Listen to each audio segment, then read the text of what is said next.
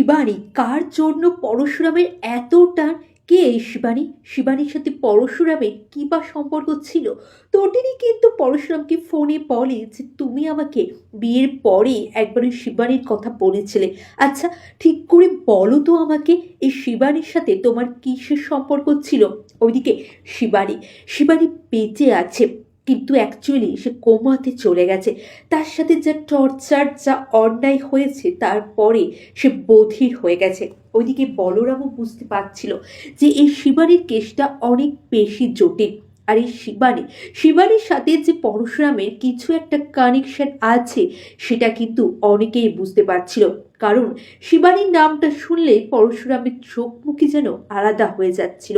কে এই শিবানী? সকলের মনে একটাই প্রশ্ন। এই শিবানীর রহস্য উন্মোচন কিছুদিনের মধ্যেই হয়ে যাবে, আর তার আগেই তটিনীর মনে একটা ভয় বাসা বাঁধল যে যেই শিবানীর জন্য আজকে ও এত বড় একটা অপারেশনে বেরিয়ে গেল নিজের প্রাণের ঝুঁকি নিয়ে, সেই শিবানী যদি বেঁচে থাকে, তাকে যদি ও ফিরিয়ে নিয়ে আসে, তখন কি হবে? তখন কি হবে? সত্যি তো। ওইদিকে পরশুরামের ডিকশনারিতে না বলে কিন্তু কোনো কথা নেই। তাই সে শিবানীকেও খুঁজে পার করতে পারলো। কিভাবে পার করলো?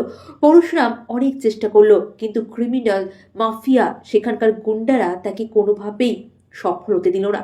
তারপরে পরশুরামকে একটা বুড়ি মহিলা একটা কাগজ দিল, তাতে একটা হসপিটালের ঠিকানা। কুসুমপুর থেকে প্রায় 50 মাইল দূরে সেই হসপিটালে গিয়ে শিবানীকে পেল পরশুরাম। কিন্তু শিবানীর অবস্থা দেখে পরশুরামের চোখ ফুটে জল আসছে। আসলে পরশুরাম একটি খুবই মর্যাদা সম্পূর্ণ ব্যক্তি, যার ব্যক্তিত্বের কোনো আঁচ লাগতে পারে না। এখানে শিবানীর জায়গায় অন্য কোনো মহিলা থাকলেও পরশুরাম হয়তো এইভাবে তার জন্য করত, কারণ পরশুরাম এখন তার জীবনে শুধুমাত্র তটিনীকেই ভালোবাসে। ওইদিকে শিবানীর ঝড় কিন্তু পরশুরাম আর তটিনীর জীবনে আসতে চলেছে। কমেন্ট করে জানান সিরিয়ালটি কেমন।